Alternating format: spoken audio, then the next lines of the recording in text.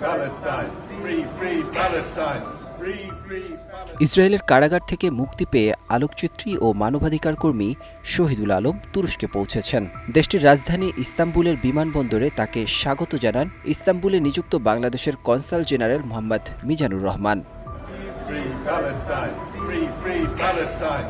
Free, free Palestine!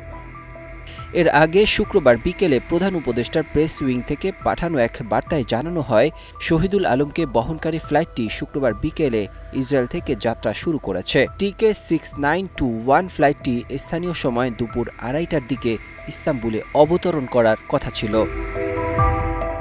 প্রধান উপদেষ্টা অধ্যাপক ডক্টর মোহাম্মদ ইউনুস শহীদুল আলমের মুক্তি ও দেশে ফেরানোর ক্ষেত্রে তুরস্কের সহায়তার জন্য প্রেসিডেন্ট রিসেপ তাইপ এরদোয়ানকে ধন্যবাদ জ্ঞাপন করেছেন।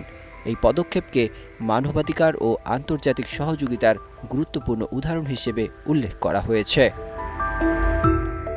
শহীদুল আলমের মুক্তি আন্তর্জাতিক মহলে প্রশংসিত হয়েছে এবং এটি মানবাধিকার ও সৃজনশীলতা রক্ষায় একটি বড় প্রেরণা হিসেবে দেখা হচ্ছে। Desk report, 21 television.